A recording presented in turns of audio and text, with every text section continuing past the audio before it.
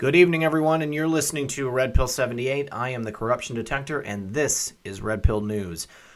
I have a special announcement to make. President Donald Trump has announced that 2 months ahead of schedule, Patrick M. Shanahan, Deputy Secretary of Defense, will now become the acting Secretary of Defense on January 1st. That means 2 months ahead of schedule, Mattis is out.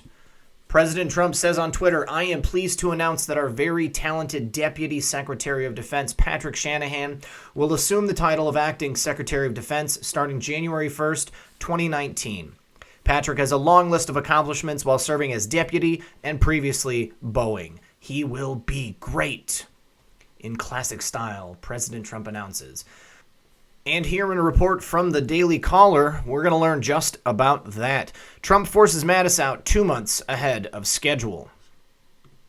President Trump announced Sunday that Secretary of Defense James Mattis will leave office on January 1st, 2 months earlier than expected. Is that because Mattis has a special job to do on January 1st?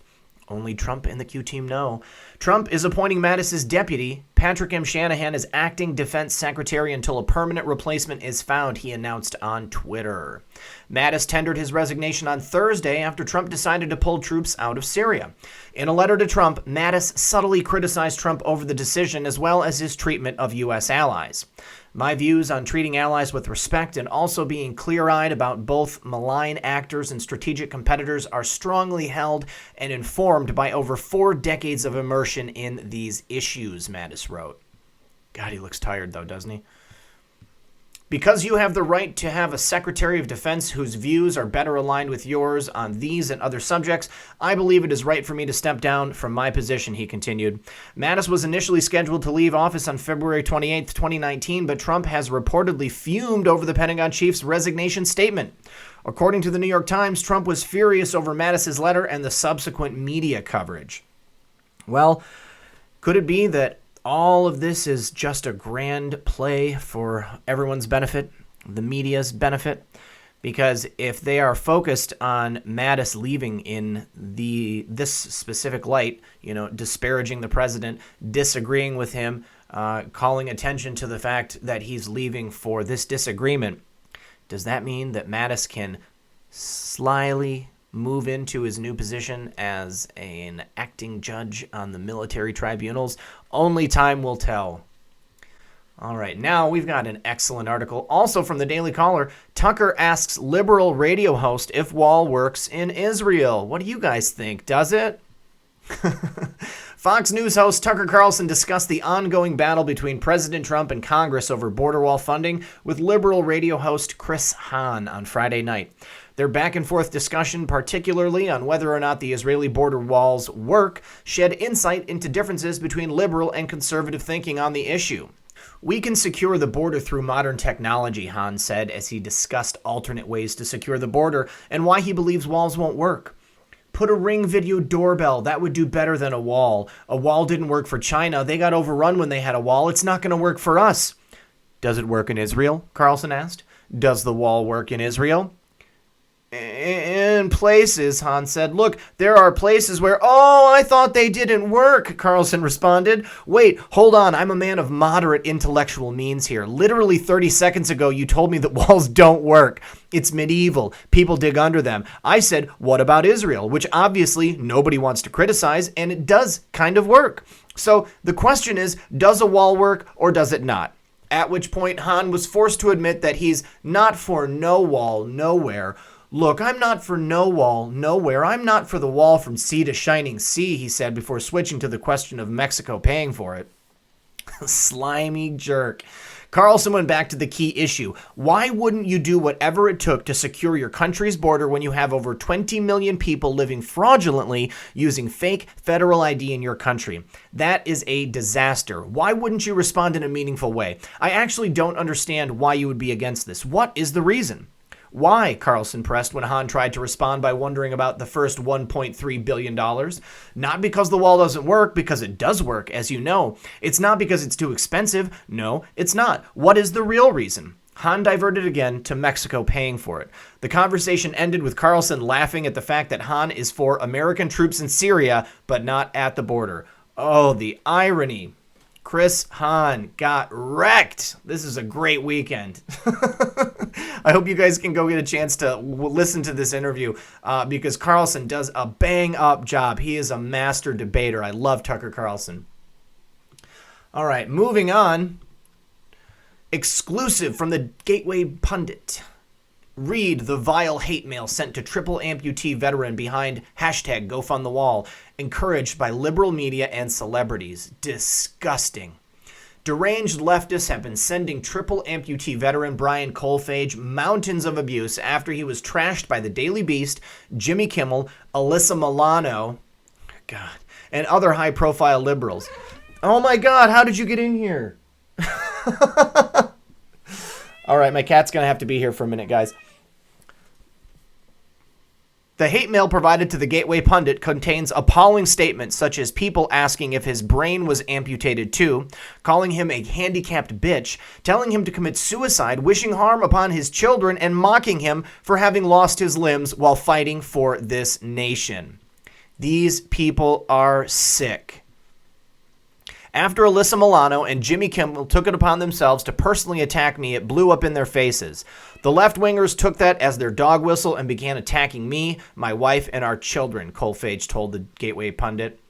On Thursday, Kimmel used his show to trash the nearly 260,000 people who have donated nearly $16 million to GoFundMe in less than a week, calling them dopey people and saying that they are dipping into their meth money. Dozens of examples of the vitriol and threats were provided to the Gateway Pundit, some of which we are now publishing unedited. Warning, the emails contain extremely offensive language. I think based on that, guys, I am not going to read them out loud. Wow. But you can see right here on the screen. Really, dude? So you're a far right-wing a-hole who push fake news? What WTF is wrong with you? Was your brain amputated too? I don't know how that... Oh, man. Talk about my wife that way? You're going down, Walter. You're going down. Wow. Liberals are showing their true colors again. When they don't agree with something, they go low, real low. And it's because this generation has become weak, immature brats who can't handle a normal debate without being triggered by use of wrong pronouns or a white male. Welcome to the real world where safe spaces don't exist, Kolfage said. Boom! The treatment of Kolfage for simply attempting to raise money for a cause he believes in is astonishing. We saw this stuff with Justice Kavanaugh, and now my family faces it, Kolfage added. Here's another one. Oh my God. Attacking him for being handicapped. This guy, Peter Lopez.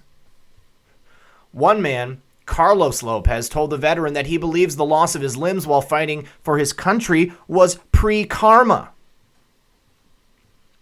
All I can say is you are a clown. The loss of your limbs was pre-karma. God knew you were a troll beforehand. No pun intended. You are no patriot. Makes me upset that your troll ASS was even accepted in the military.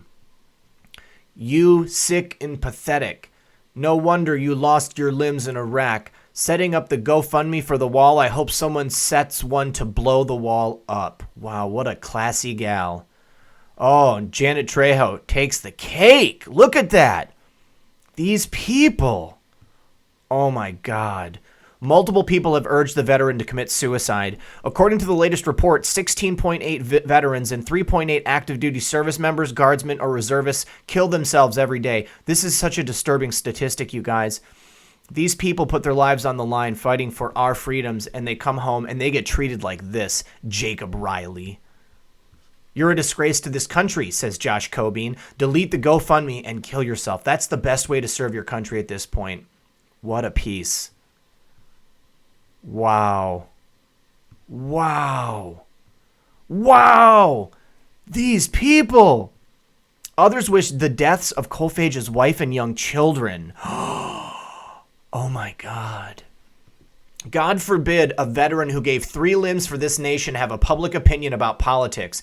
I'm truly embarrassed for them. Maybe their parents didn't give them enough love growing up, or they were neglected. They have so much hate inside. I just feel sorry for them that they live like this. Maybe they are just jealous that a triple amputee is more successful than them, Kolfage pondered. I lost 3 limbs and overcame it. I live an incredible life and I wouldn't take anything back. I built a very successful company called Military Grade Coffee with my best friends, and I have the most beautiful family. I may have no legs, but I'm living the American dream. God, this guy is the definition of a class act. I was joking when I said it about all those clowns before, but this guy is the real deal. He concluded, I hope these people find peace and get the psychological help they do truly need. Americans support the border wall and they need to get over it. Welcome to the real world. It isn't just Coalphage that is under threat. Twitter accounts have also been doxing donors to the GoFundMe using their Facebook accounts. Other weirdo activists have also been crowdfunding ladders to help illegal aliens get over the wall if it is funded. The funds will likely go to an organization that does legal work for illegal aliens. Additionally, activist reporters have been trying to get the fundraiser kicked off the platform. Luckily, it hasn't been all bad. There have been some extremely positive and encouraging messages in the mix as well. God bless you, Brian Coalphage, for all you've done. You do not deserve to be treated this way by these sick, sick people, and these people do not deserve to be given the status of American citizen. I cannot believe that they would go so far as to treat him this way. The wall is needed. The wall is necessary. Now, to end on that note, I'd like to go and do an update on where the wall funding is at. $16,055,236 of the $1 billion goal. It's got a long ways to go, but it's amazing that it's gotten this far. In only 6 days, 263,769 people have donated. God bless you, Brian Coalphage. Thank you for your service. Thank you so much, everyone, for watching and listening. You've been listening to Red Pill 78, the corruption detector. This is Red Pill News. Good luck, everyone, and God bless.